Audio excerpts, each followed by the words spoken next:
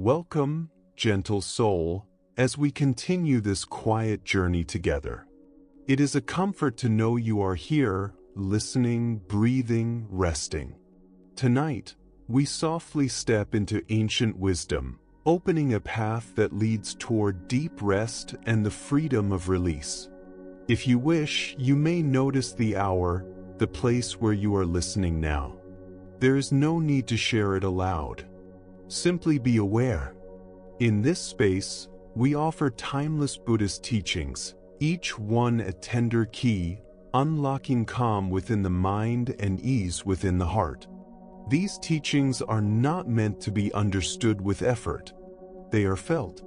They gently loosen the weight of worry, the habit of control, and the lingering echoes of the day. They remind us of something easily forgotten, that peace is not created by holding tightly, but by learning how to let go. A Zen teacher once reminded his students that the truest joy appears when we allow ourselves to be fully present, exactly as we are, in this single moment. As our journey unfolds, you may begin to notice a quiet change. Tensions soften without instruction. The constant pull for your attention fades naturally. Clarity arises, light and unforced, like mist lifting at dawn. So settle yourself now. Allow your body to be held by whatever supports you. Take one slow, conscious breath. And as you exhale, trust that the teachings arriving tonight have been waiting patiently to guide you toward rest. We begin with a teaching on generosity and the quiet truth that the giver, too, must be thankful. High in the mountains, in a secluded monastery, a young monk was entrusted with caring for the community's stores during a difficult winter. Nearby villages suffered from hunger, and each day weary families arrived at the monastery gates, faces hollow, children holding empty bowls. Moved by compassion, the student opened the storehouse and shared the rice freely. Each evening, as families departed with full sacks, warmth filled his chest. He believed he was doing good, helping others survive. Yet hidden within his kindness was a subtle pride, a quiet sense of being the one who gives. One morning, his teacher approached as preparations were underway. The old monk watched him carefully and asked, "How do you feel when you offer the rice?" The student reflected before answering. "I feel peaceful, Master, grateful that we have enough to share." The teacher nodded, then spoke gently. "Tomorrow, try something different. When you give the rice, understand this: the one receiving it is offering you a gift. You are the one who should feel thankful." The student was confused. How could receiving be a gift to the giver? Though the idea felt strange, he trusted the wisdom being offered. The next morning, as he handed rice to a frail woman, he bowed deeply and said, "Thank you for allowing me to give." Her eyes filled with quiet tears. In that moment, something shifted within them both. With each person that followed, the student felt his heart open in a new way. The Buddha taught that if we truly understood the power of giving, we would never allow a single meal to pass without sharing. True generosity reveals itself when the boundary between giver and receiver dissolves. We struggle because the mind creates roles. One who gives, one who receives. This separation feeds the ego and weakens compassion. We become attached to being needed, to being the solution, to holding power through kindness. Zen teaches what is called no-gap giving. Without the receiver, giving cannot exist. The woman was not only receiving rice. She was offering the student a chance to practice humility, presence, and release. To give is to receive, not as metaphor but as truth. There is only compassion flowing, moving through us all. As you reflect on today, Notice where you were allowed to help. Those moments were gifts offered to you, opportunities to step beyond the small self and rest within connection. Now, we turn to another teaching, accepting the natural order. A wealthy governor once visited a renowned Zen master, seeking a blessing for his family's eternal prosperity. He offered fine silk and heavy gold, asking for words to protect his lineage forever. The master prepared his ink calmly and wrote 3 simple lines: "Father dies. Son dies. Grandson dies." The governor erupted in anger, calling it a curse. The master remained still and replied gently, "This is the greatest blessing." He explained that suffering arises when life's order is reversed. When each generation completes its journey naturally, harmony remains. Impermanence is not an enemy. It is the rhythm of life itself. True peace comes not from resisting change, but from moving with it. Like a river that flows freely when unblocked, our lives find ease when we align with nature's design. As you rest now, consider this gently. Aging, loss, and change are not failures. They are expressions of life's artistry. And with that understanding, allow yourself to soften further. There is nothing to hold, nothing to fix, only rest, breathing, and quiet being. Let the teachings settle like warm evening air, and drift peacefully toward sleep. This understanding does not invite passivity, nor does it encourage surrender to fate. It is an invitation to wisdom, to clearly see what may be shaped by effort and what must be met with acceptance. We may care for health, nurture happiness, and still remain at peace with the truth that all lives move gently toward completion. The Buddha once taught that a single word carrying peace outweighs 1,000 empty phrases. In the face of impermanence, that word is yes. Yes to the natural order. Yes to the quiet rhythm of beginnings and endings. Yes to the deep beauty of lives unfolding within their rightful seasons. Tonight, as you rest with the rhythm of your own life, notice the subtle gift of participation. You are part of an ancient movement: birth, growth, flowering, and release. Can you feel gratitude for belonging to something larger than any single story? The Buddha reminded us that our suffering often arises from believing we have unlimited time. When we accept the natural order with grace, moments become precious. Relationships become sacred. Each day becomes a gift, meant to be received fully and offered completely. And now, gently, we turn to a teaching about spiritual attachment. This is known as the cold heart. For many years, a devoted elderly woman supported a monk living in deep forest solitude. She built him a modest hut, brought simple meals each day, and provided warm robes through the cold seasons. She asked nothing in return, trusting that he would devote himself entirely to inner awakening.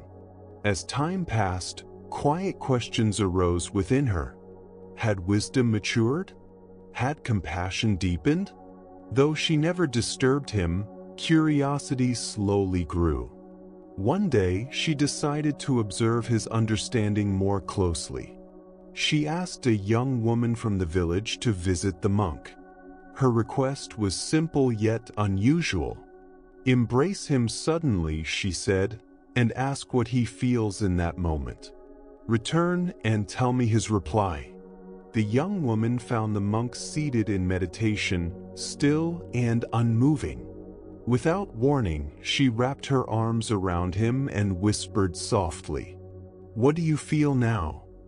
The monk did not stir.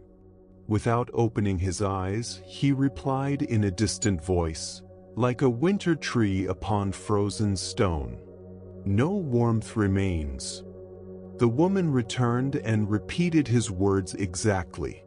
The old woman listened in silence, her heart heavy. For years she had supported discipline, believing it would give birth to wisdom. Yet what she heard was not freedom, but pride disguised as emptiness. He had not met a human being. He had met an idea of temptation and retreated into cold detachment. Without delay, she ended her support and destroyed the hut. Her action, though fierce, arose from compassion. The Buddha taught the middle way, avoiding indulgence and denial alike. The monk had fallen into a subtle trap, attachment to his own detachment. He had released desire, yet clung to the identity of being above desire. This too is bondage. Zen reminds us that the ego is clever. When worldly attachments loosen, it often reappears wearing spiritual robes. It calls itself disciplined, pure, awakened. This spiritual ego is difficult to see because it pretends to be humility. Yet it separates us from warmth, from responsiveness, from life itself. True detachment is not numbness. It is presence without grasping. It meets each moment as it is, warm when warmth is needed, firm when firmness is required. The woman's wisdom revealed great compassion. By removing comfort, she removed illusion. A Zen master once taught that sickness and medicine heal one another. Every encounter carries the seed of awakening. As you reflect gently now, notice whether non-attachment has ever become an identity. Have you felt proud of calmness? Superior in stillness? These moments are not failures. They are invitations to soften further. True maturity does not announce itself. It responds naturally, with tenderness when pain appears, with joy when beauty arises, with grief when loss is present. The Buddha taught that love alone dissolves hatred.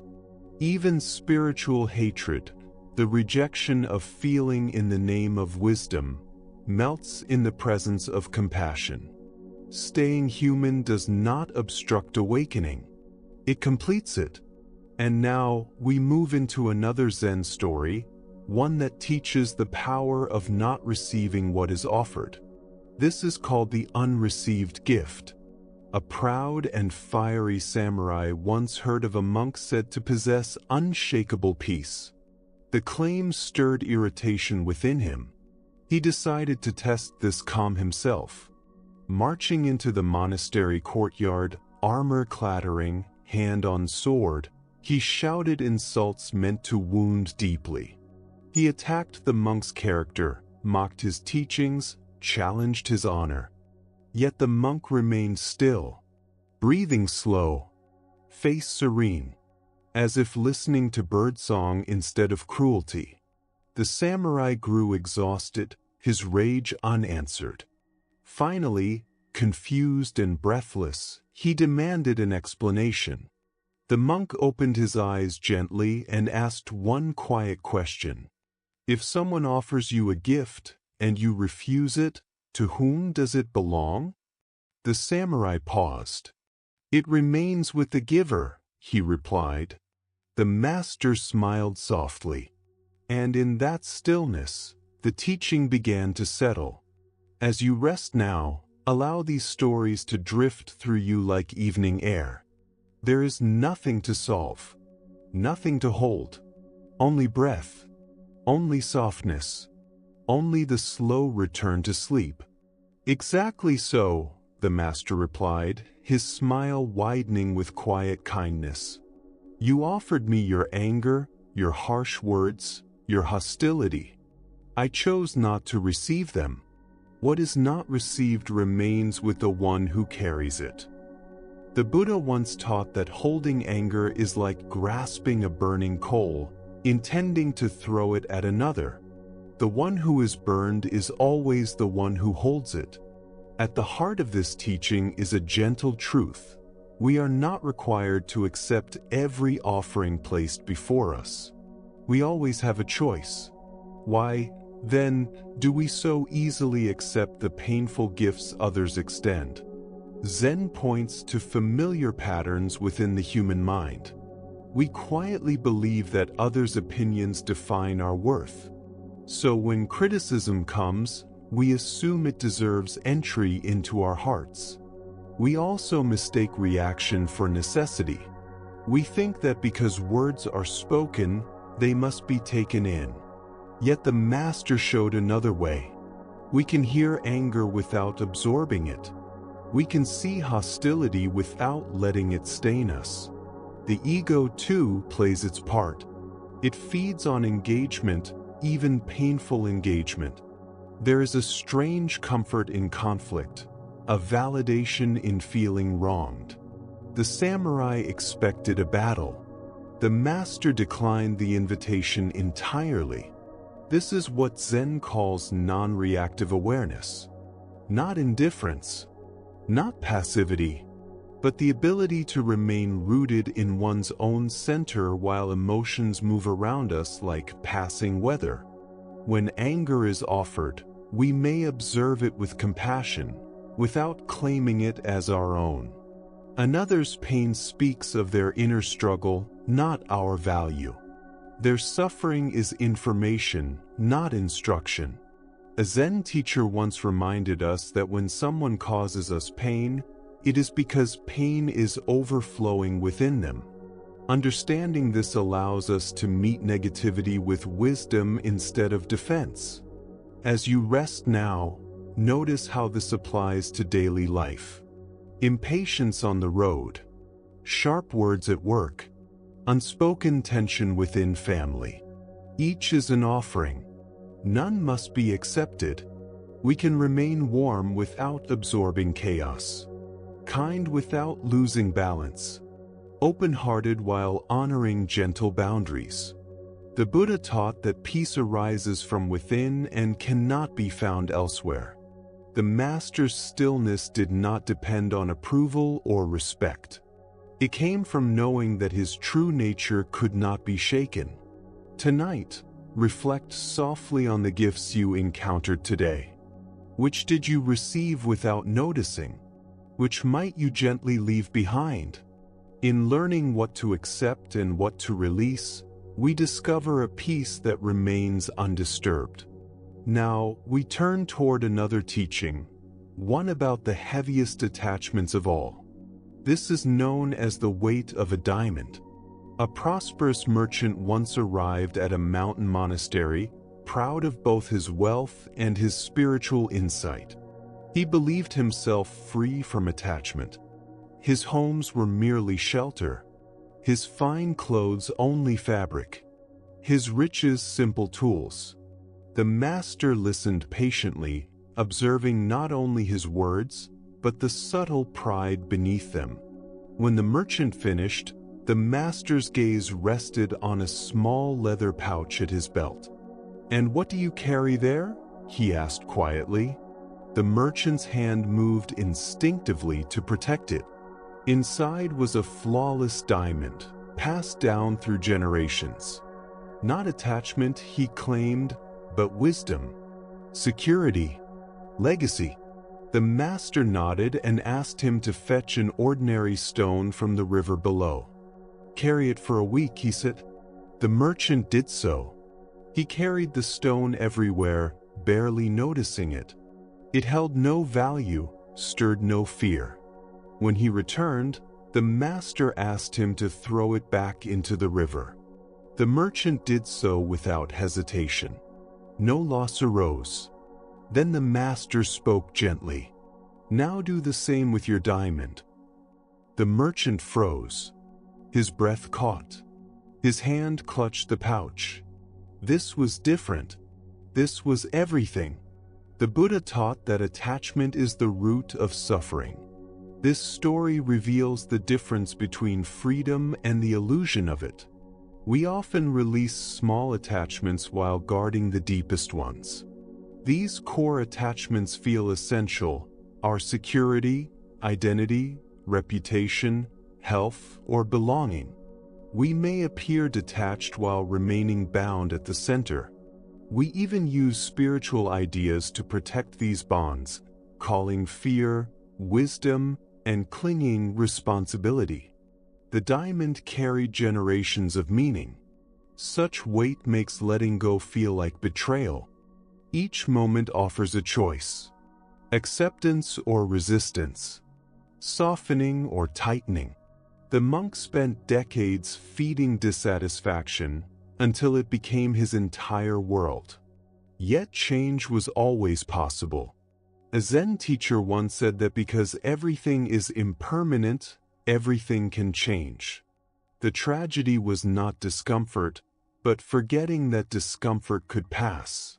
The Buddha taught that a single peaceful word is worth more than countless empty ones. The monk's few words brought no peace, because peace was never what he practiced. Tonight, as you rest, allow yourself to practice something gentler. Acceptance, gratitude, ease. Let the mind grow quiet. Let the body soften. Nothing needs to be improved in this moment. Nothing needs to be fixed. Only breath. Only stillness. Only the gentle drifting toward sleep. Look gently into your own life now, and observe how you relate to the challenges that visit you again and again. Where might you be spending long stretches of time resisting circumstances, repeating the same inner complaints, when a quiet shift in perspective could slowly transform your experience? What might change if the same mental energy now devoted to dissatisfaction were redirected toward acceptance, toward patience, toward inner calm? Tonight, as you notice the small discomforts and imperfections of ordinary life, can you remember the monk who lost decades to quiet complaint? Can you choose appreciation instead of irritation, softness instead of resistance? Understand that it is not events themselves that shape the quality of your life, but the way you meet them. The Buddha reminded us that happiness does not arise from what we possess or from the roles we occupy, but from the nature of our thoughts and the clarity of our attention. The monastery offered each monk the same conditions, the same food, the same discipline, the same opportunity for awakening. Some discovered peace, others did not. Not because the world treated them differently, but because their minds did. And in each moment of your own life, you face the same quiet choice the monk faced each day: to rehearse dissatisfaction or to practice contentment. Now, allow the mind to rest as we turn toward another gentle teaching, one that explores presence and the invisible boundaries between availability and solitude. This is the story of a Zen master who was sometimes out, even while standing plainly in view. Master Sengai had developed a habit that puzzled and quietly amused those around him. On certain days, without warning or explanation, he would close the wooden gate to his living quarters and place upon it a small handwritten sign that read, "Out today." And yet, anyone passing by could see him clearly through the fence. He walked slowly through his garden, tended flowers, swept fallen leaves, or sat peacefully in meditation beneath the open sky. He made no attempt to hide himself. His presence was natural and unguarded, making the message on the gate seem curious, almost contradictory. One afternoon, a samurai official who had known the master for many years passed by the temple. Seeing Sengai moving calmly among the plants, he approached the gate and called out warmly, hoping for conversation. The master looked up, and with no irritation or playfulness, simply pointed to the sign. "Please read what it says," he replied. The official frowned slightly in confusion. "But master," he said, "you are clearly here. I can see you standing before me." Sengai gently waved his hand, his expression steady and sincere. "The sign is true," he said. "Today I am out." And without another word, he returned to his flowers. The samurai remained for a few moments, watching quietly, then left, still uncertain how to understand this simple refusal. The Buddha taught that peace is not found outside ourselves. It is discovered within. This story speaks softly to our modern struggle with boundaries, with availability, and with the pressure to always be reachable. Why is it so difficult to protect our inner space even when our bodies are present? We live in a world that expects constant response. Messages arrive without pause. Voices call for attention at every hour. And we begin to forget the wisdom of knowing when to be present and when to be out. Master Sengai understood something simple and profound. Physical presence does not require inner availability. Sometimes, to be fully alive, we must step back from conversation and return to ourselves. This is not withdrawal. It is restoration. We often confuse solitude with rejection and boundaries with unkindness. But true solitude nourishes connection. True boundaries allow sincerity. Some moments call for engagement. Others call for quiet. Wisdom lies in sensing the difference. The master did not explain himself. He did not apologize. He simply honored what the moment required. Tonight, as you rest, consider your own rhythms. Where might you need space even while remaining present? The Buddha said that you deserve your own compassion as much as anyone else. And part of that compassion is knowing when to give your attention outward and when to turn it gently inward. Now, let the body soften as we move toward one final teaching about patience and the quiet paradox of seeking too urgently. This is the story of a young seeker and the long road to understanding.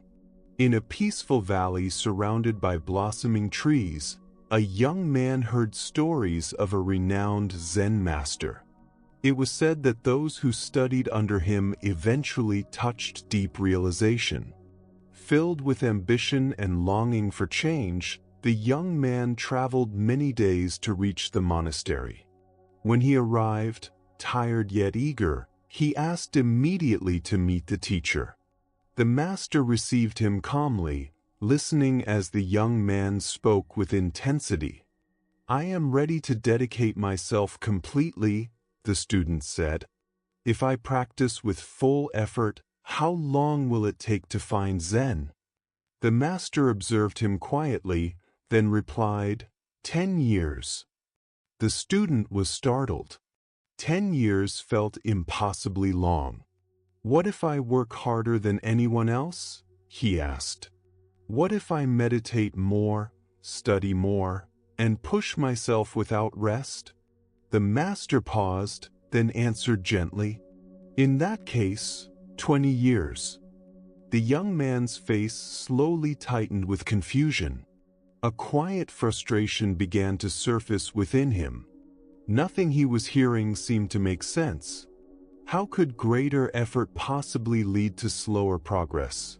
In every other area of life he knew, working harder brought faster results. Perhaps, he thought, the master had not truly understood the depth of his resolve. "Master," he said again, his voice carrying a trace of urgency, "I don't think you see how serious I am. What if I give everything to this path? What if I devote every waking moment to practice, sleep only when absolutely necessary, and push myself beyond all ordinary limits? Surely then realization would come more quickly. How long would it take then?"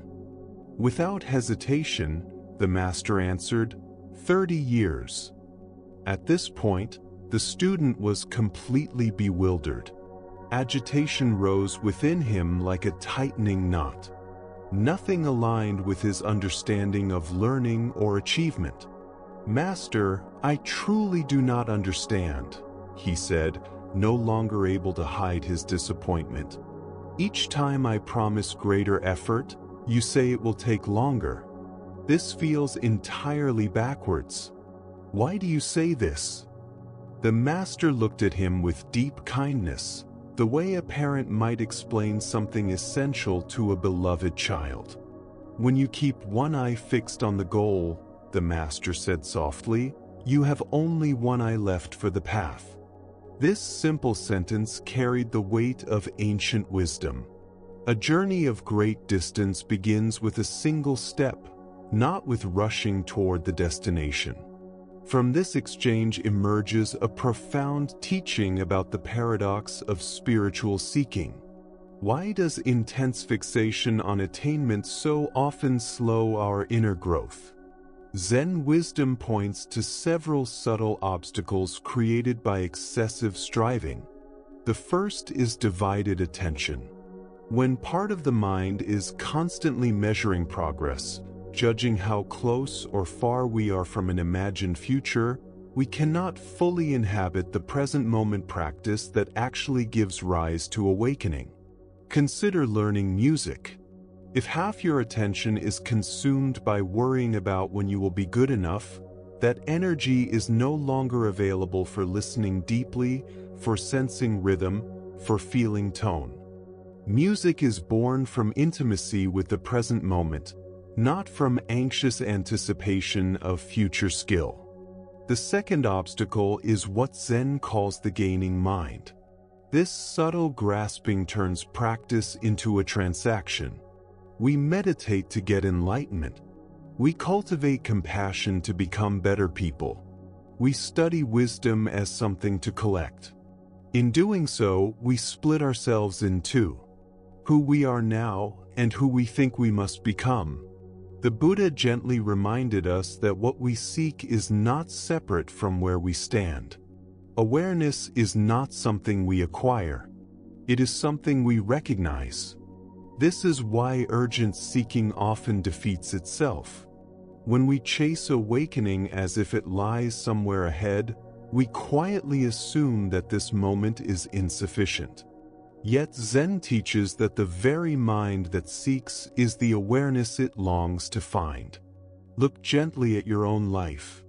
Haven't your deepest insights often arrived when you were not searching for them? Perhaps while walking quietly, washing dishes, or resting without intention. Wisdom appears when attention is no longer divided between now and later, here and there. A Zen teacher once said, "Your ordinary mind, that is the way." This invites us to reflect on why we practice at all.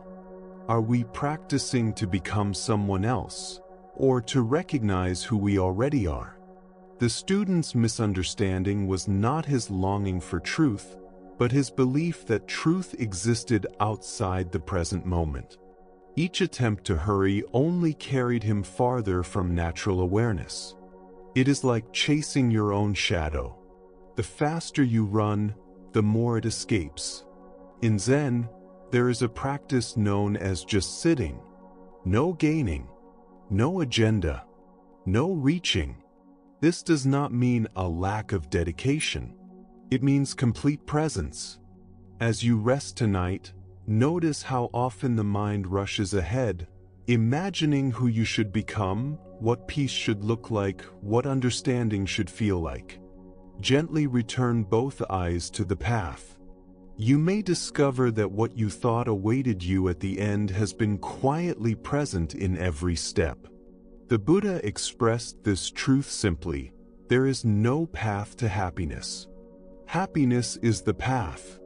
Now, let us continue with another gentle story, one that reveals wisdom through simplicity and truth through apparent foolishness. This is the story of a man who chose to be called Great Fool. Once, there lived a learned scholar, respected for his mastery of classical poetry and devotion to tradition. He possessed wealth, status, and a carefully constructed life. When he passed away, his eldest son inherited everything. Yet the young man looked upon this inheritance and felt no joy. To him, wealth appeared as golden chains. Status felt like a quiet prison. Without ceremony, he gave it all away.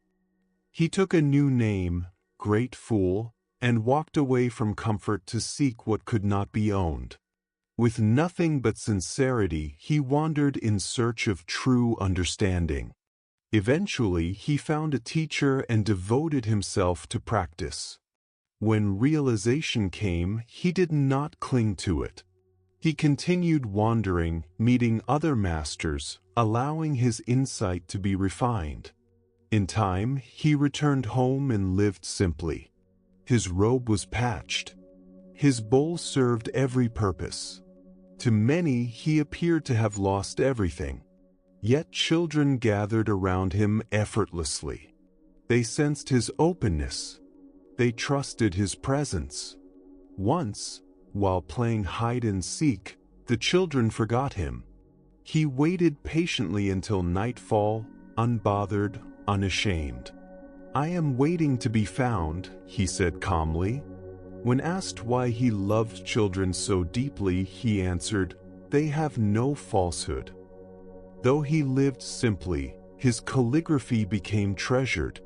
He accepted requests only when sincerity was present. And when children asked, he never refused. Great Fool often said he disliked polished poetry, clever writing, and elaborate cooking. Not because they lacked skill, but because sophistication often erases aliveness. The Buddha taught that distinctions are created by the mind and mistaken for truth. From Great Fool's life emerges a gentle teaching. Sometimes wisdom requires us to appear foolish, so we may remain genuine. As you drift towards sleep, let effort soften. Let seeking dissolve. Let simplicity return. Nothing needs to be added. Nothing needs to be proven. Only rest. Only breath. Only the quiet presence that has been here all along. Over time, we learn subtle lessons about how to belong. We learn to speak in ways that earn approval, to shape our expressions so they fit expectations, to soften or hide spontaneous responses that might seem too simple, too honest, or too unrefined. In doing so, something precious slowly falls asleep. Great Fool's deep affection for children reveals a quiet truth about awakened awareness. Children have not yet learned to filter themselves through layers of social performance. They laugh when joy arises, grow curious when wonder appears, and offer affection without calculation or strategy. This unguarded authenticity is not immaturity. It is a form of wisdom that many adults spend entire lifetimes trying to remember. The single bowl that served all of Great Fool's needs becomes a gentle symbol of inner simplicity. When life is no longer divided into sacred and ordinary, important and unimportant, refined and crude, one open heart becomes enough to meet every situation naturally. His willingness to remain hidden while the children forgot him reveals what Zen calls great patience. The capacity to stay fully present without needing events to unfold differently. Most adults would have emerged, embarrassed, eager to protect their dignity. But Great Fool remained still. Not passive, but lovingly faithful to the moment, trusting that sincerity mattered more than avoiding discomfort. Consider your own relationship with sophistication and correctness. How much energy is spent crafting responses that appear appropriate rather than simply expressing what is true? What might soften if you trusted that your genuine response, however plain or unfinished, could touch more deeply than the most polished presentation? A Zen teacher once said that even a stone Buddha must accept whatever falls upon it. True spirituality is not about maintaining purity of image, but about remaining open to life as it actually unfolds. Tonight, as you review the day, notice the moments when you were performing yourself instead of resting as yourself. Feel the difference between responding from calculation and responding from the quiet innocence that great fool never lost. The Buddha reminded us that if we truly saw one flower clearly, our whole life would change. The miracle lies not in complexity, but in direct encounter. Something children know instinctively, and adults must gently relearn. Now, let us continue with a story about expectations and the freedom hidden in ordinariness.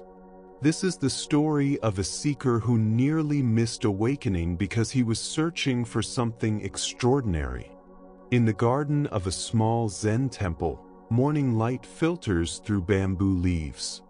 Master Bank works among his vegetables, his movements slow and attentive, no different from any farmer tending soil. A traveler arrives at the gate, eyes bright with longing. He has heard remarkable stories of the Master's wisdom and imagines someone radiant, clearly set apart from ordinary life.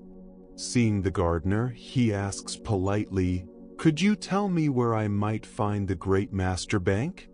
I have traveled far to receive his teaching." The gardener smiles gently and points toward the temple. "If you enter there," he says, "you will find him."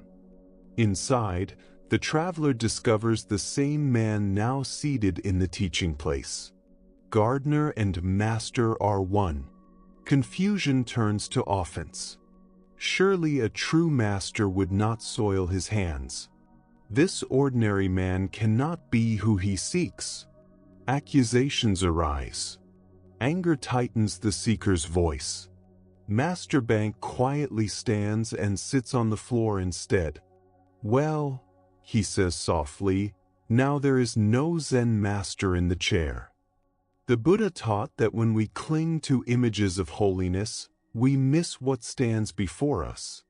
Our minds build elaborate ideas of what wisdom should look like. These expectations become veils, hiding truth in plain sight. The seeker could not accept that awakening looks like weeding a garden. His longing for the extraordinary blinded him to the sacredness of the ordinary. Zen calls this nothing special, not meaning meaningless, but free from added illusion. Wisdom is not an addition to life, but a subtraction of false ideas. How often do we overlook guidance because it arrives without ceremony? Through a child's question, a casual remark, or a quiet moment of clarity.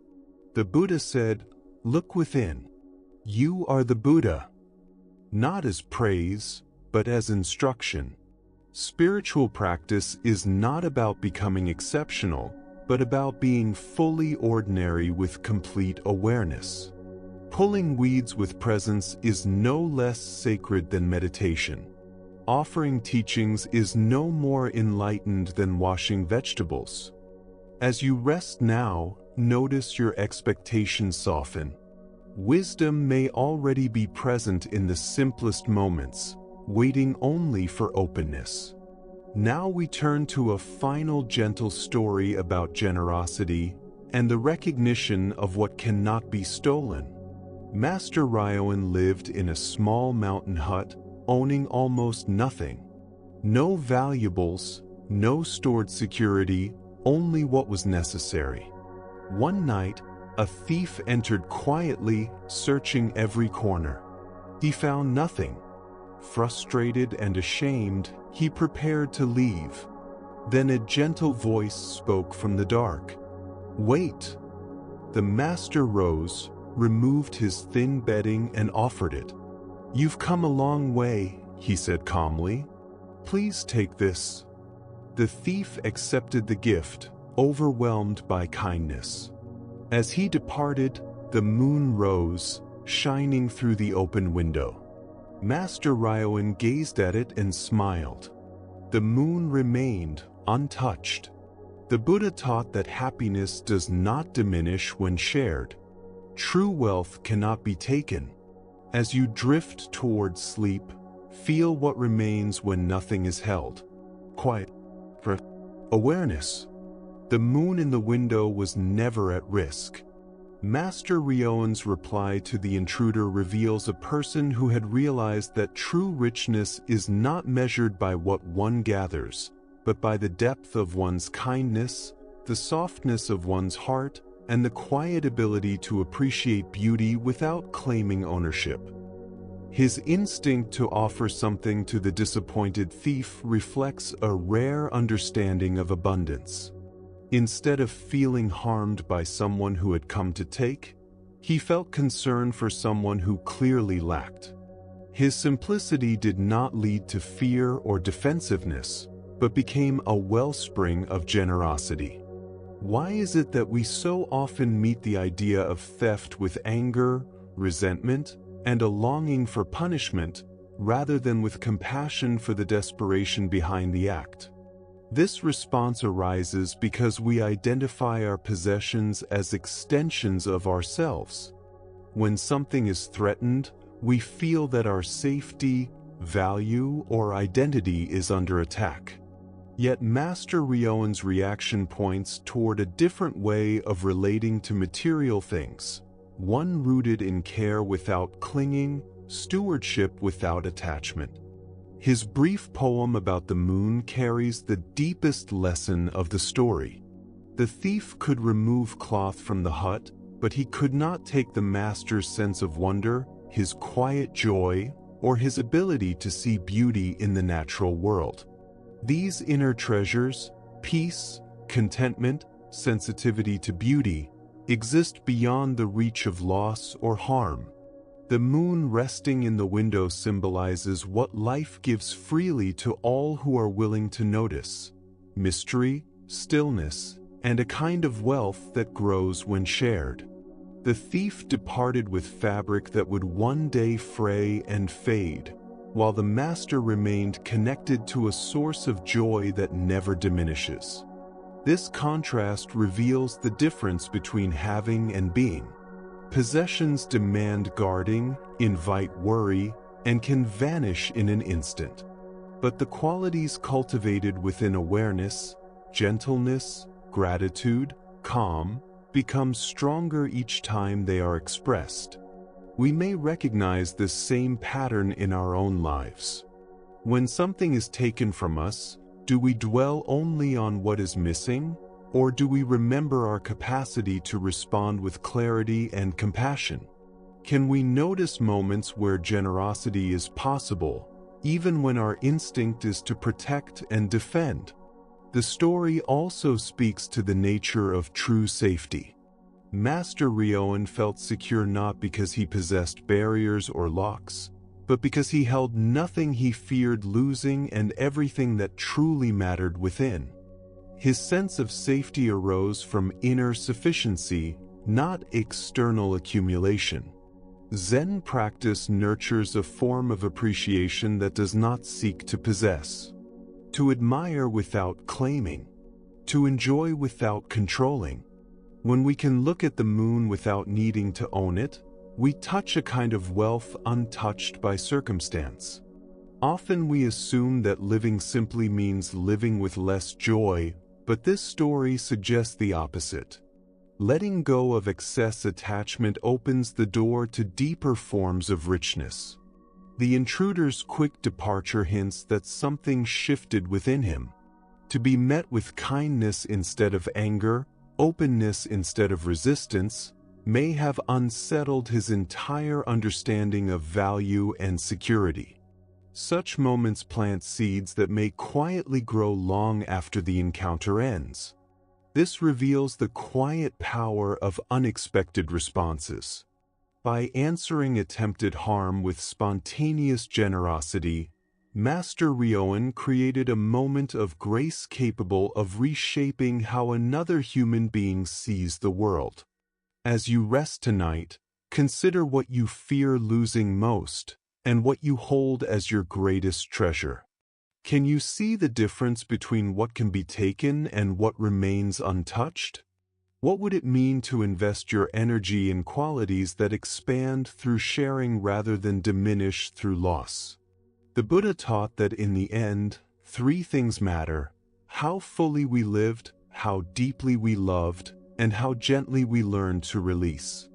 The moon in the window reminds us of the enduring gifts available to those who loosen their grip while remaining open to wonder.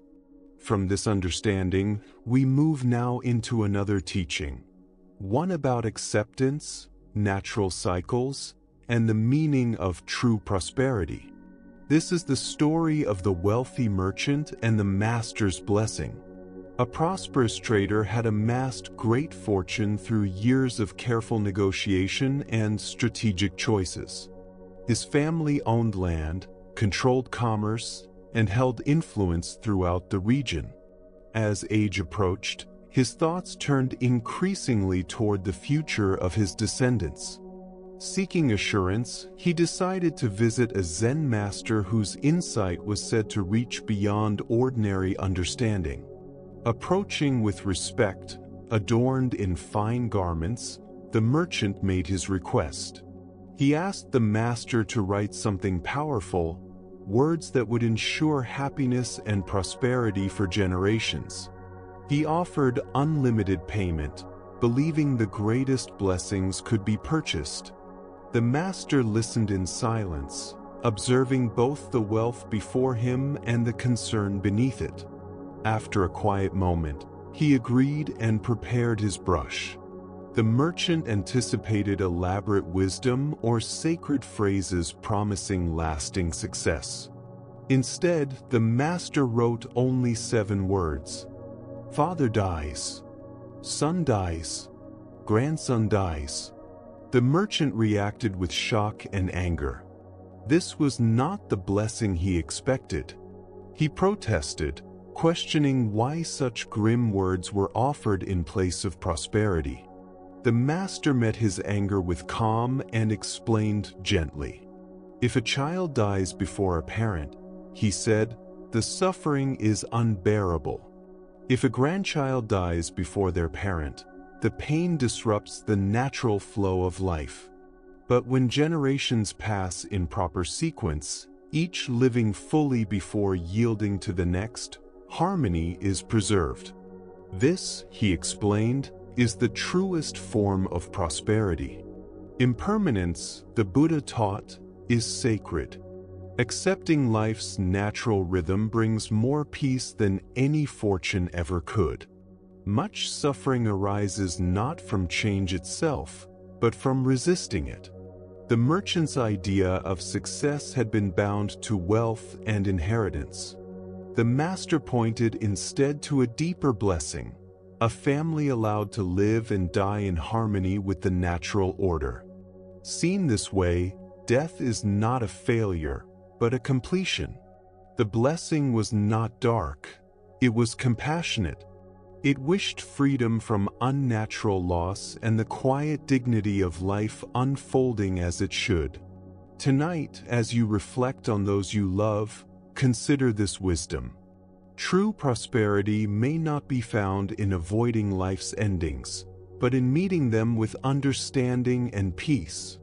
As the Buddha said, better than many empty words is a single truth that brings calm. Let these thoughts soften your breath, slow your mind, and gently guide you toward rest. The master's 7 simple words gently brought the merchant into direct contact with a truth no fortune can alter. We are all participants in the endless rhythm of birth, living, and passing away that shapes every form of existence. True prosperity is not found in escaping this cycle, but in learning to move within it with grace and understanding. From this realization, we continue with a story that reveals how the inner landscape of the mind quietly shapes the world we believe we inhabit. In a lively marketplace where traders called out their goods and travelers paused to rest, a Zen master once kept a small tea stall. People came not only for warm tea, but for the master's quiet presence and his ability to offer guidance during moments of uncertainty and change. On one particular day, two men arrived separately at the stall. Though they asked the same question, they carried very different inner worlds. Both were considering a major change in their lives. Both were strangers to this town, and both wished to know whether this place might become their new home. The first man approached with a rigid posture, his face tight with accumulated disappointment. His eyes moved quickly, already searching for flaws. Without greeting, he spoke. "I'm thinking of moving here," he said. "What is this town like?" The master looked at him with gentle attention, listening not only to his words, but to the tension beneath them. Instead of answering directly, the master asked softly, "What was the town you came from like?" The man responded immediately, as if his grievances had long been rehearsed. "It was terrible," he said bitterly. "The people were rude and unfriendly. Neighbors didn't care about one another. Shopkeepers were dishonest. Everywhere I looked, there was selfishness. I couldn't stay there any longer." The master nodded slowly, his expression calm and compassionate. "This town is much the same," he replied. "I do not think you would be happy here." The man's face darkened. Without another word, he turned away, muttering to himself as he disappeared into the crowd. Not long after, a second traveler approached the tea stall. His movements were unhurried. His eyes rested gently on the surroundings, taking them in with quiet appreciation. When he smiled at the master, the warmth felt genuine. "I'm thinking of moving to this town," he said pleasantly. "What is it like?" Once again, the master asked the same question. "And what was your old town like?" The man's face brightened as he reflected. "It was a wonderful place," he said. "People were kind and helpful. Neighbors cared for one another. The merchants knew their customers by name. There was a real sense of belonging. I was very happy there. I'm only seeking change for new experiences and growth." The master smiled. "This town is much the same," he said gently. "I believe you will be very happy here." The traveler bowed in gratitude and walked away lightly, already sensing connection and possibility. The Buddha taught that all we are arises from what we have thought. The mind shapes everything. What we think, we become. This ancient wisdom explains the master's seemingly contradictory answers. He saw that the men were not truly asking about the town, but revealing the condition of their own minds. We do not see the world as it is. We see it as we are. Some people encounter kindness wherever they go, while others meet resistance in the same places. Buddhist understanding teaches that habitual mental patterns act like lenses, filtering experience and shaping perception. We notice what confirms our expectations and overlook what does not. The first traveler's mind was trained to seek disappointment. The second was tuned toward connection. Neither changed the town. Each simply carried his inner weather with him. So it is in daily life. Two people may share the same workplace, the same family, the same circumstances, yet live entirely different realities. One finds conflict and frustration. The other discovers learning and cooperation. The outer world may be the same, but the inner stance makes all the difference. External change alone rarely resolves inner suffering.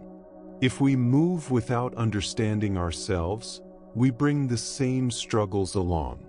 But when we cultivate awareness, patience, and goodwill, our experience naturally softens.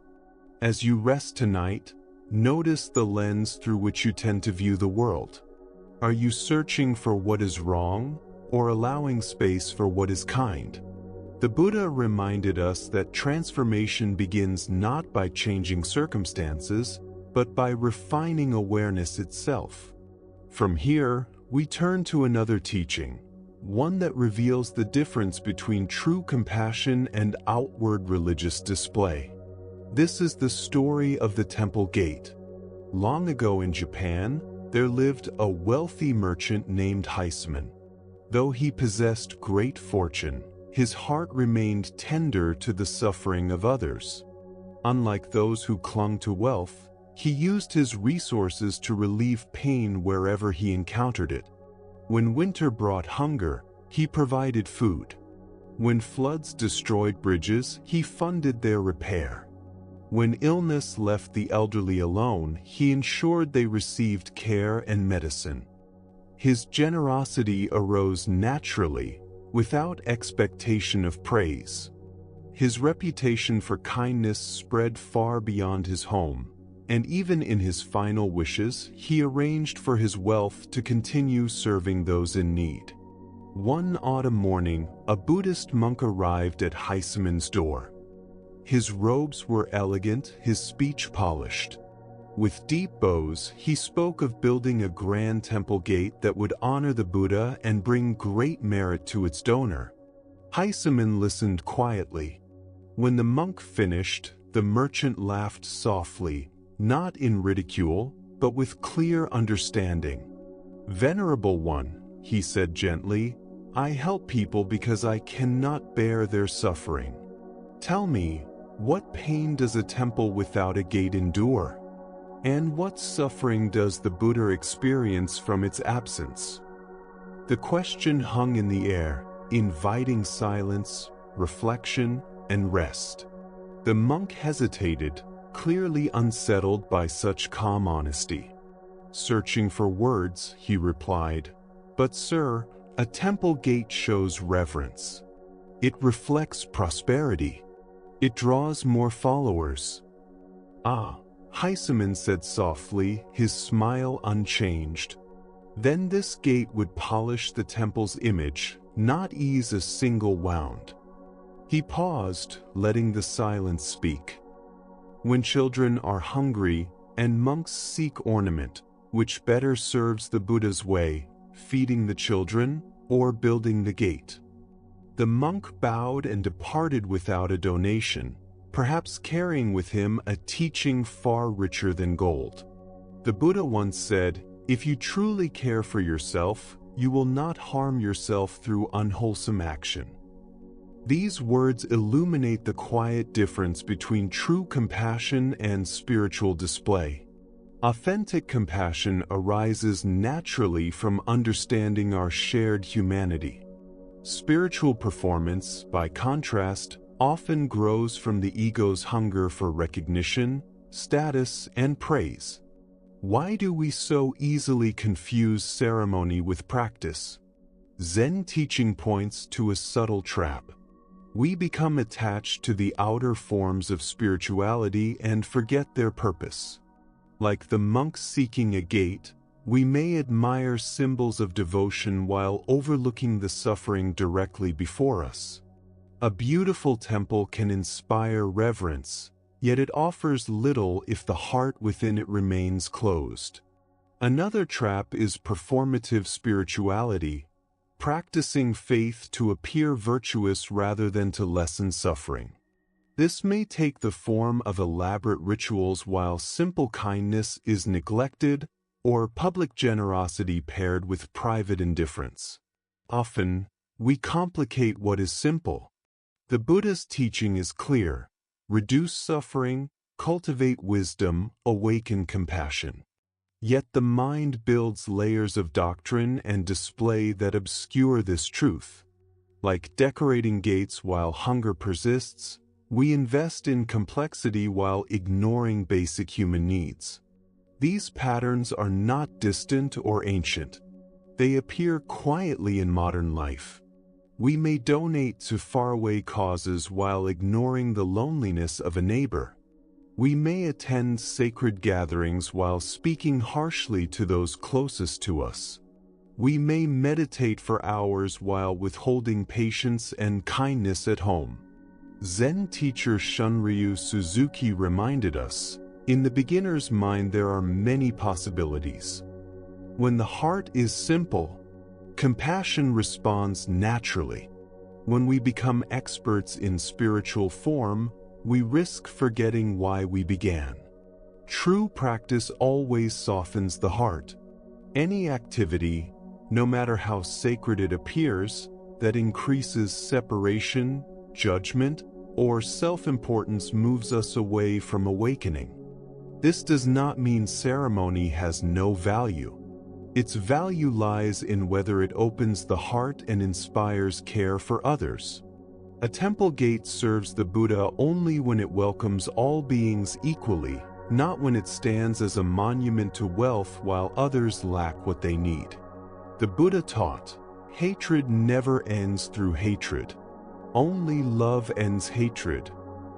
When spiritual practice increases love and reduces judgment, it fulfills its purpose. When it feeds pride or display, it quietly leads us astray. Tonight, as you rest, consider your own intentions. Where does your energy genuinely relieve suffering? And where might it be building ornamental gates instead? Better than many hollow words, the Buddha said, is one word that brings peace. From here, we move into a story about honoring what is true, even when the world offers tempting rewards. This is the story of the philosopher Zhuangzhou. Beside a gentle river where clear water glides over smooth stones, the great Taoist sage sits in quiet stillness. Willow branches trail their leaves into the current.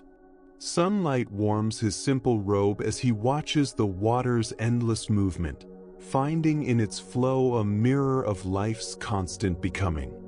His mind rests naturally in the present moment, free from ambition, content to be exactly where he is. The calm is broken by approaching footsteps. An official dressed in fine silk arrives, his posture refined, his presence carrying the weight of royal authority. He has come on behalf of the prince, bearing an offer few would refuse. Master Zhuang, the official begins with formal respect. His Highness has heard of your wisdom and invites you to serve as an advisor at court.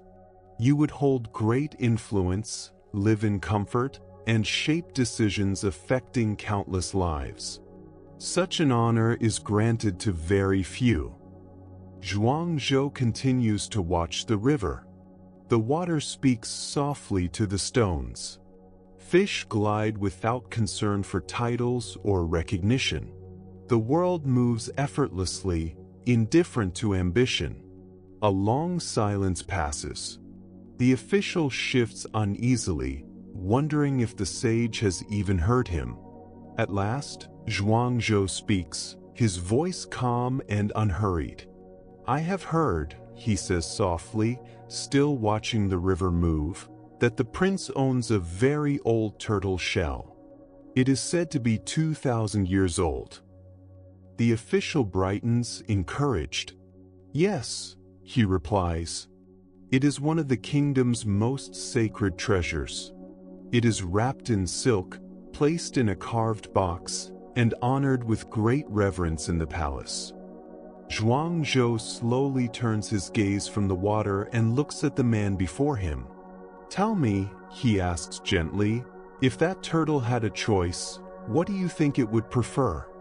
To be lifeless and honored in the palace, wrapped in fine cloth and praised for centuries, or to be alive, dragging its tail through the mud, moving freely through its own world? The official pauses. Though the question is unusual, the answer is clear. Of course, he says, it would choose to be alive and free. Zhuangzhou smiles, peaceful and certain. Then I too choose to drag my tail in the mud. He inclines his head slightly. May you travel safely. The Buddha taught, better than many empty words is one word that brings peace. These words illuminate the quiet choice between genuine living and polished performance. Why are we so often torn between paths that promise recognition and those that honor our inner truth? The mind creates stories suggesting that status, influence, and admiration will finally bring fulfillment. Yet these stories can pull us away from what actually nourishes the heart. Zhuangzi followed what Taoists call the natural way. He chose alignment over advancement, authenticity over appearance. His life by the river suited his spirit.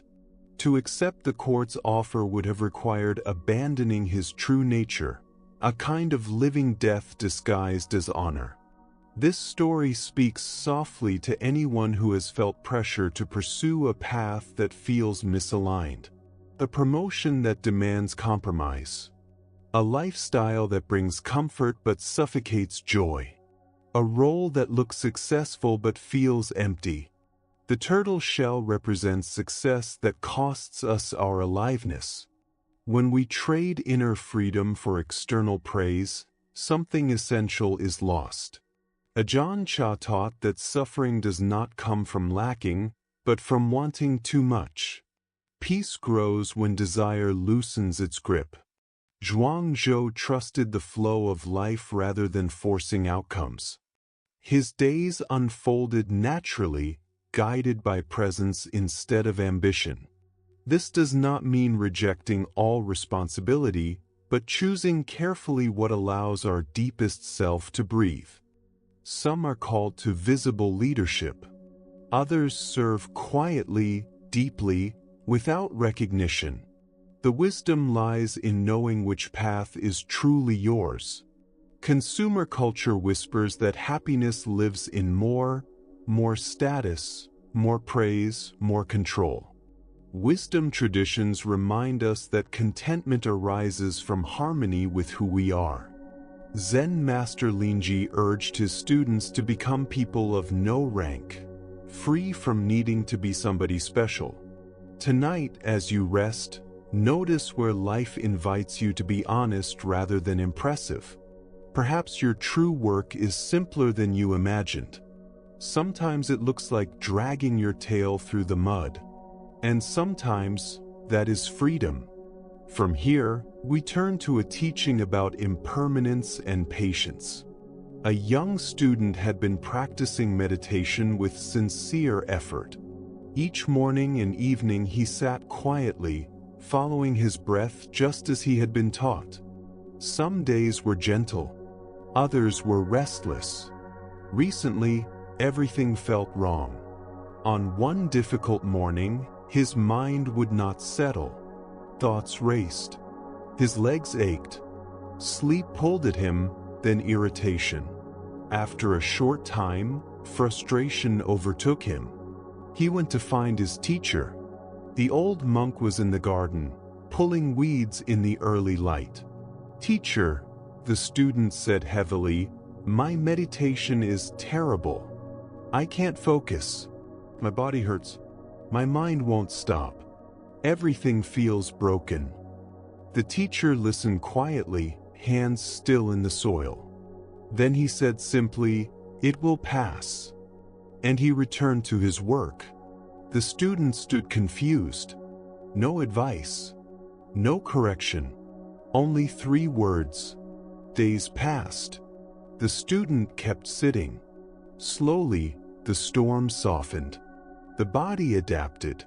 Spaces of calm appeared. A week later, full of relief and joy, he found the teacher again, this time sweeping the courtyard. "Teacher," he said brightly, "my meditation is wonderful now. My mind is clear. My body is at ease. Everything feels peaceful and alive." The teacher paused, looked at him gently, and said the same words as before. "It will pass. It will pass." This time, the student received the teaching at a deeper level. The excitement he once felt about his beautiful meditation slowly softened into something quieter, not loss, but insight. He understood that his teacher was revealing something essential about the nature of all experiences, not only meditation. The wisdom of the Buddha gently reminds us, this also will pass. At the center of this teaching is the understanding of impermanence, the truth that all things arise and fade away. Both pleasant and unpleasant moments, both the experiences we cling to and those we resist, are constantly changing. Why, then, do we struggle so deeply with change? Zen Buddhism teaches that much of our suffering comes from resisting impermanence, from our constant effort to hold on to what feels good and to push away what feels painful. We grow tired trying to control what cannot be controlled. The student's meditation experiences, whether painful or joyful, were all temporary. His teacher's steady response pointed not to changing conditions, but to a deeper steadiness beneath them. This steadiness is not found in fixed circumstances, but in awareness itself, the open space in which all experiences appear and disappear. Now consider your own life, with its gentle rises and sudden falls. How much energy is spent trying to preserve good moods, successful moments, or comfortable situations? How much tension arises when difficult emotions, challenging seasons, or uncomfortable states appear? Both grasping and resisting create suffering that is unnecessary. In Zen practice, we learn to cultivate a calm balance with impermanence. This does not mean becoming uncaring or detached from life. Rather, it means learning to remain grounded and present, whether circumstances feel pleasant or unpleasant. The teacher's simple phrase, "It will pass," offers both reassurance and invitation. It comforts us during hardship by reminding us that pain does not last forever. It also humbles us during joyful times by preventing us from building our identity upon temporary success or peak moments. Zen teacher Suzuki Roshi once said, "You are perfect as you are, and there is room to grow." This gentle paradox points to the same truth the meditation teacher was offering. We can fully experience the present moment while holding it lightly, knowing it will change. Look honestly at your own patterns of attachment and avoidance. Where in your life are you trying to make permanent what is naturally fleeting? Where are you exhausting yourself by resisting conditions that would shift on their own if you allowed them to unfold? The Buddha taught, all conditioned things are impermanent. Practice with care. This teaching invites us to engage fully with life while holding outcomes softly. We may care deeply about our practice, our relationships, our work, and our growth, while remembering that all experiences are passing visitors within awareness. This understanding reshapes how we meet success and failure, pleasure and pain. Instead of being tossed around by life's constant changes, we discover stability in the awareness that remains while everything else shifts. Tonight, as you notice whatever sensations or states are present, whether comfortable or uncomfortable, calm or restless, can you remember the teacher's quiet wisdom? Can you allow your experience to be fully here, while knowing that it too will pass? As the Buddha observed, just as the ocean has one taste, the taste of salt, so this teaching has one flavor, the taste of freedom. Liberation is not found in creating permanent pleasure, but in discovering ease within constant change. It is the freedom that arises when we move gently with life as it is. Now, let us turn toward a story where the deepest truth hides in plain sight. This is the dialogue between Joshu and Nansen concerning the ordinary mind. In a quiet mountain monastery, morning mist drifted through ancient pines, and temple bells echoed across distant valleys. Two masters sat together in conversation, illuminating the heart of Zen understanding. Joshu, though wise and seasoned through years of practice, approached his teacher Nansen with the sincerity of a true seeker. They sat facing one another in the meditation hall, where countless practitioners before them had wrestled with the same timeless questions about awakening. Joshu spoke from honest confusion. Despite years of study and meditation, he felt uncertain about the foundation of the path. "Master," he asked simply, "what is the way? With all these teachings and practices, what are we truly seeking?" Nansen answered without hesitation, his voice calm and clear. "The ordinary mind is the way," he said, as though stating something obvious. This reply surprised Joshu, who had expected something mysterious or removed from daily life. "If the ordinary mind is the way," Joshu continued, "should we then aim to cultivate it?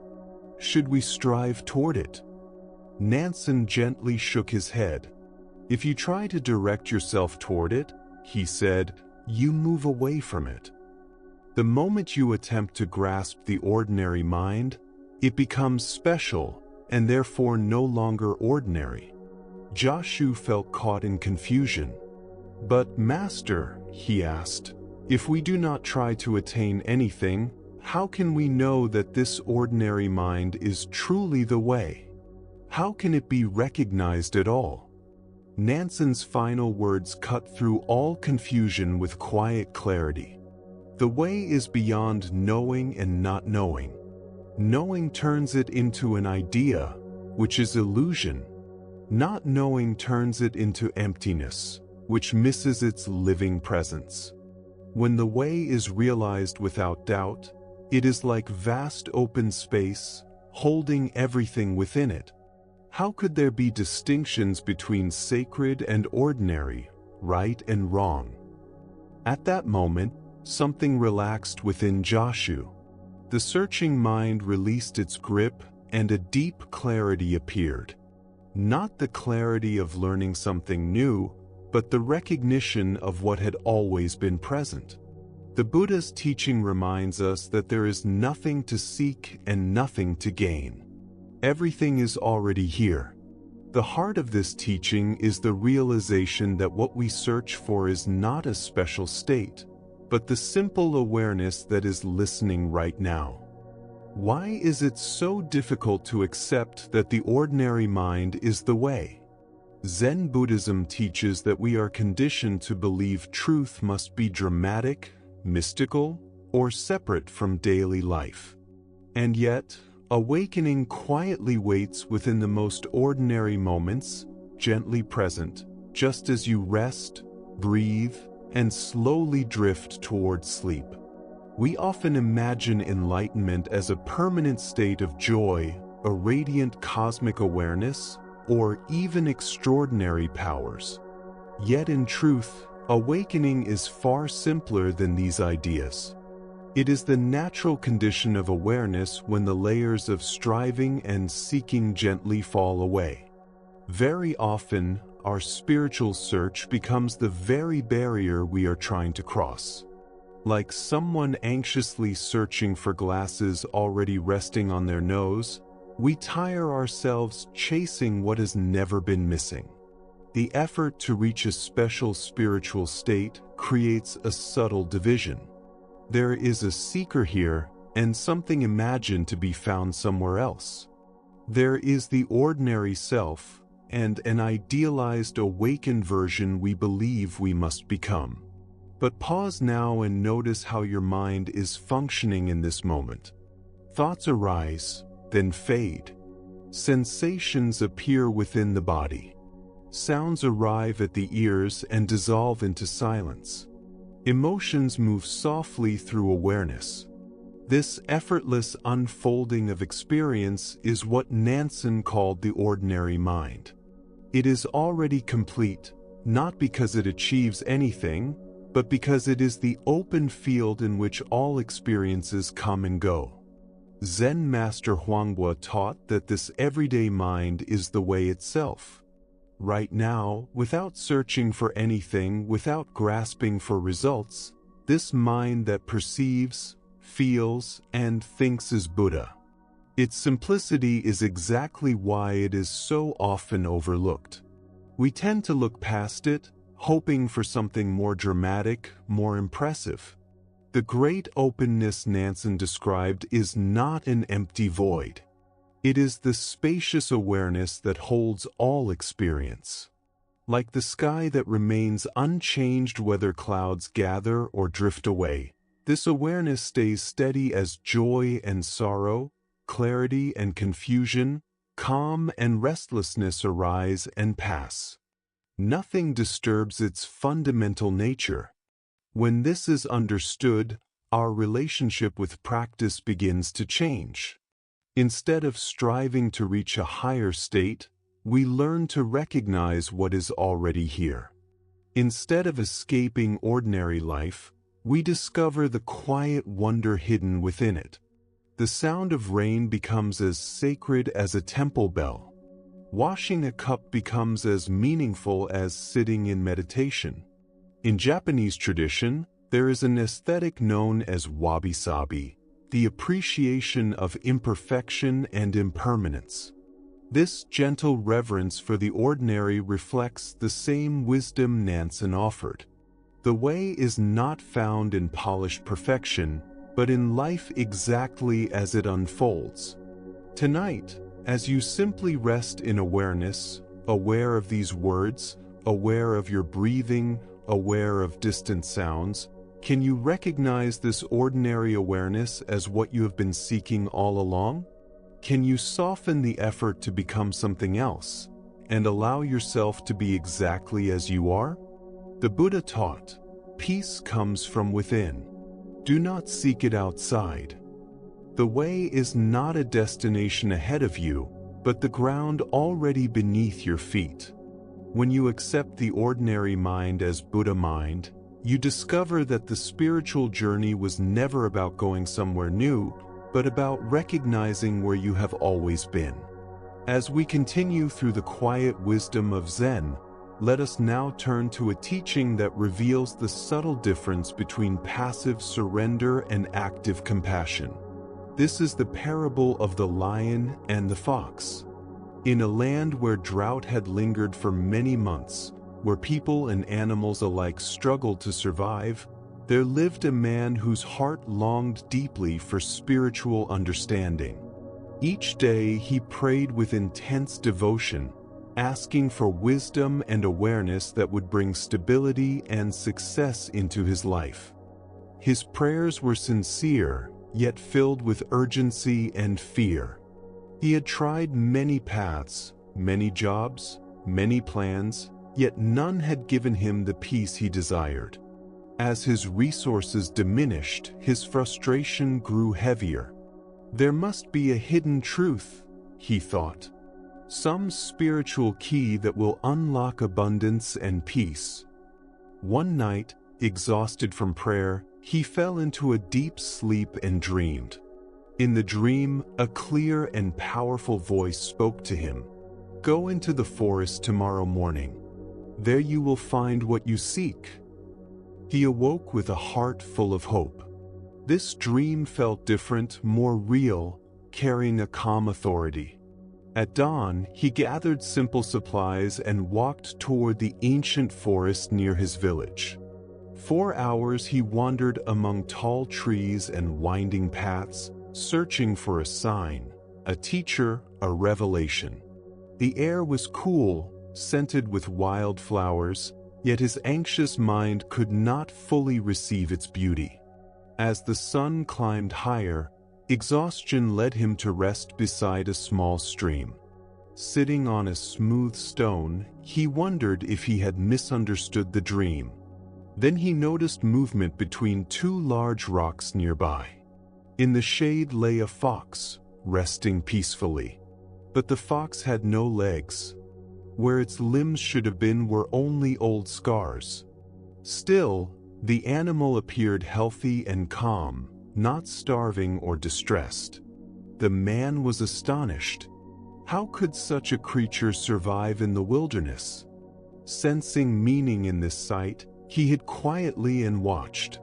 As evening lights softened the forest, heavy footsteps approached. A powerful lion emerged, carrying fresh meat. Without hesitation, the lion placed the food before the fox and disappeared once more into the trees. Sudden understanding filled the man's heart. Now I see, he thought. The secret is complete trust. I do not need to struggle or strive. If I surrender fully, life will provide for me, just as the lion provides for the fox. Inspired by this belief, he returned home and stopped seeking work. He ceased making efforts to improve his condition and instead spent his days praying and waiting for life to support him. Days passed, then weeks. His food ran out, his strength weakened, and doubt slowly crept in. Still, he clung to his interpretation, trusting that surrender alone would save him. 2 weeks later, weak with hunger, he fell asleep and dreamed again.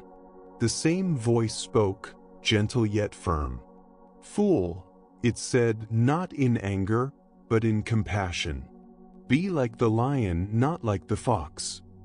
And as these words echo softly, allow them to settle in your heart, like leaves resting on still water, as your body grows heavy and your mind drifts calmly toward rest. The Buddha once spoke of this truth in gentle imagery, saying that countless candles may be lit from a single flame, and yet the original light is never diminished. This teaching quietly reveals the difference between spiritual surrender and spiritual service. True letting go does not mean withdrawing from life, but releasing attachment to results while remaining fully present in compassionate action. Why do we so easily confuse passivity with spiritual practice? Zen wisdom shows that the ego often prefers the path that asks the least of us. It would rather receive than give, be protected rather than protect, be cared for rather than care for others. Yet authentic surrender is not inactivity. It is the softening of grasping while the heart remains engaged, responsive, and awake. The man's first understanding reflected a common spiritual misunderstanding. He believed faith meant waiting for life to solve his problems from the outside. But maturity on the path arises when we recognize that we ourselves are meant to be the hands through which compassion moves into the world. Look gently at your own life. Are there places where you have been waiting for someone else to offer what you already carry within you? Waiting for others to create the community you long for, to begin the work you imagine, or to show the kindness you wish to see? This ancient teaching points to the difference between seeing oneself as a helpless victim and recognizing oneself as a conscious participant in life's unfolding. The fox, through no choice of its own, required care and received it. But human beings are gifted with capacities the fox does not possess. We can imagine, plan, create, and support not only ourselves, but those who truly cannot support themselves. Awakening does not remove responsibility from our lives. It transforms how we meet it. True faith is not passive waiting, but active participation in the web of interdependence that connects all beings. We are invited to become both fox and lion, to receive help when we genuinely need it, and to offer strength when others require our care. Consider those around you who may be in the fox's position through circumstances beyond their control. Illness, age, disability, or sudden hardship. And then consider the ways in which you carry lion-like qualities. Skills, energy, resources, presence, or simple kindness that could ease another's burden. Zen Master Dogen taught that to study the Buddha way is to study the self. To study the self is to forget the self. and to forget the self is to be realized by all things. This movement from self-concern towards selfless service marks the natural ripening of the path. The man's shift from seeking to be supported toward understanding his calling to support others reflects the movement from spiritual self-interest to genuine practice. Instead of using spirituality to gain comfort, we begin offering our gifts to meet real needs. In this way, practice becomes an expression of compassion rather than a strategy for personal security. The Bodhisattva ideal teaches us to work for the well-being of all beings, not just for our own peace.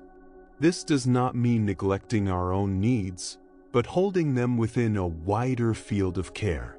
When we light a lamp for another, our own path is illuminated as well.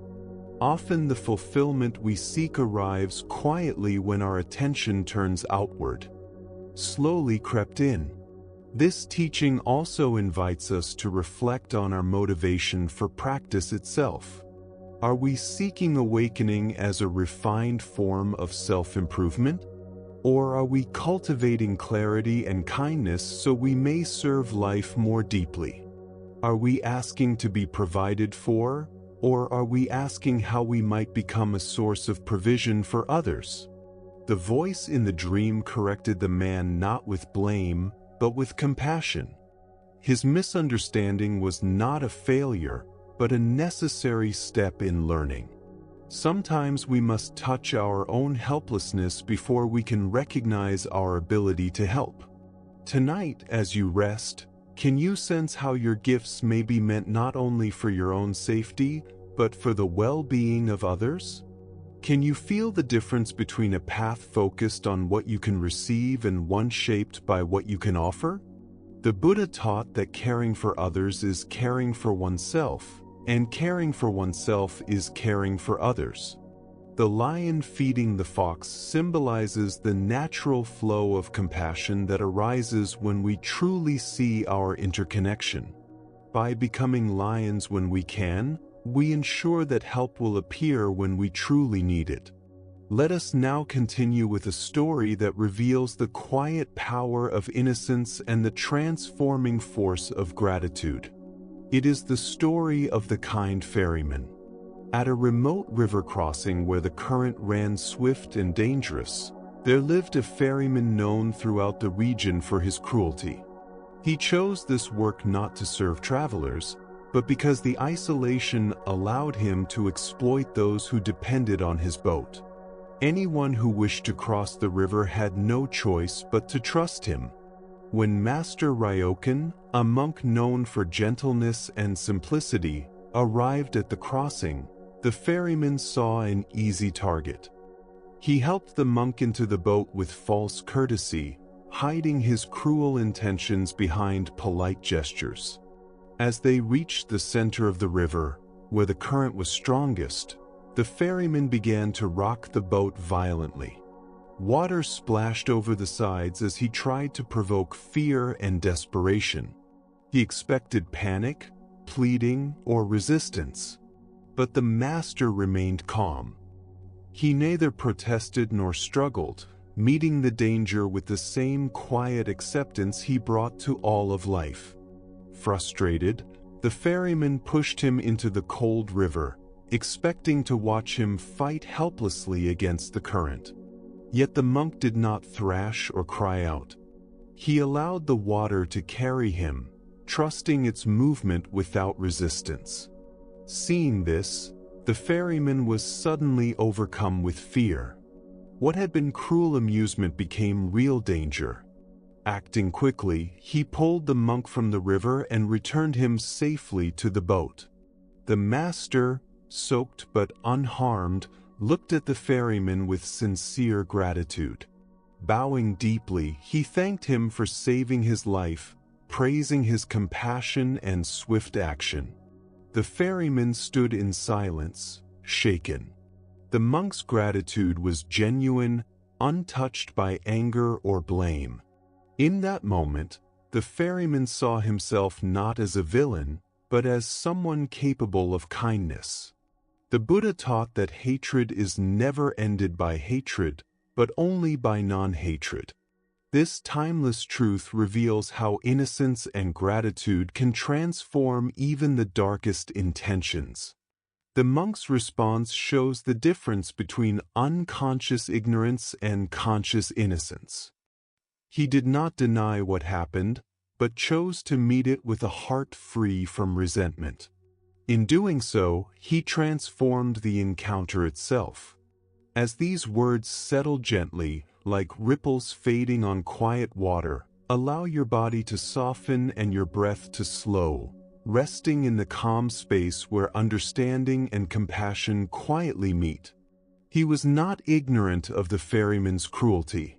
Rather, he chose to meet what truly occurred. He responded to the fact that his life had been saved, not to the harmful intention that created the danger. This choice reveals a quiet wisdom. Why do we so often fixate on the darkness in others rather than acknowledging the light that still appears through their actions? This habit reflects our attachment to being right about another's wrongdoing instead of remaining open to gratitude and connection. We cling to justified anger because it feels powerful, even when appreciation might soften our suffering. The ferryman's sudden shift from tormentor to rescuer shows how quickly a moment can transform when it is met with an unexpected response.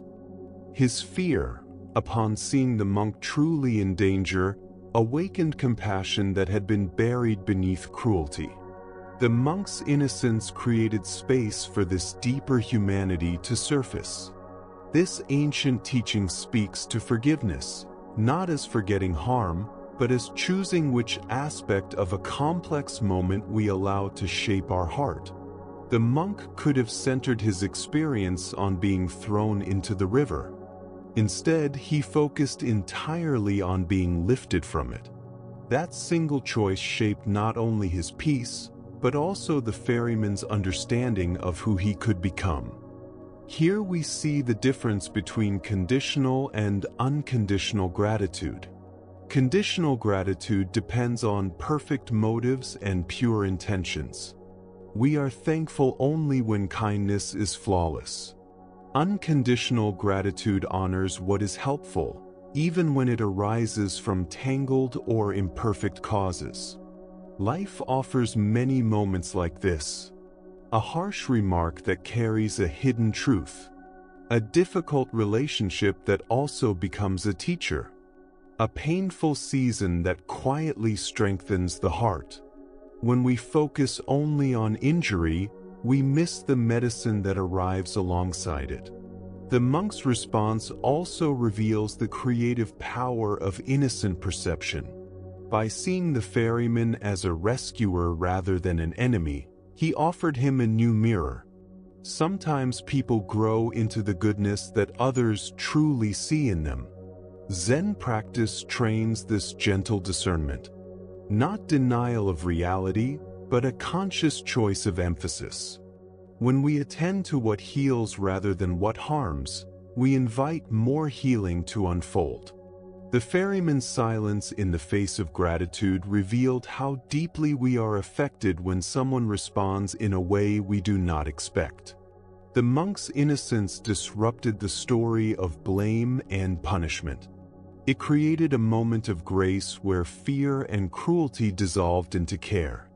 We often believe that spiritual practice should sharpen our ability to judge intentions. Yet this story suggests another wisdom. Sometimes clarity lies in seeing beyond intention and resting in what actually brings relief. By focusing on rescue rather than attack, the monk spared himself the suffering of resentment while fully receiving the gift of life. His peace did not depend on rewriting the past, but on meeting the present with openness. This teaching also reminds us that sustained innocence requires strength. Not blindness, but courage. The courage to remain open in a world where suspicion often feels justified. Tonight, Reflect gently on moments in your life where mixed motives produced both pain and benefit. What would shift if you emphasized what helped rather than what hurt? What might change if gratitude replaced judgment, even briefly? The Buddha taught that in the end, three things matter: how well we have lived, how well we have loved, and how gracefully we have learned to let go. Through innocence and gratitude, we discover the power to transform conflict into connection. Now we turn to a story of profound simplicity. The story of the stone robe. In the mountains near the temple of the great teacher Hakuin lived a monk whose name has been forgotten. The villagers called him the stone robe monk, a name that reflected both his poverty and his quiet ingenuity. He owned almost nothing. His hut was bare. No furniture, no comfort. Most astonishing of all, he possessed no robe. On freezing nights when frost coated the ground and wind howled through the peaks, he found his own way to survive. He would lift a heavy stone and walk slow circles around his hut, holding it close to his body. The effort warmed his limbs. His breath rose into the night air until warmth returned. What others would see as hardship became his practice. The villagers who glimpsed him during these walks felt both confusion and reverence. The stone that might burden another became his source of warmth. The cold that could have broken him became an invitation to movement.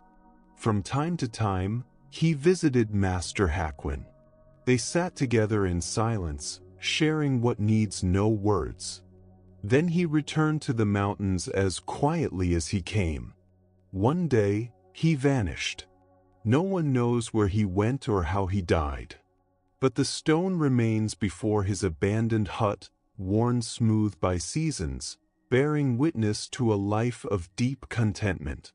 The Buddha taught that health is the greatest gift, contentment the greatest wealth, and trust the greatest relationship.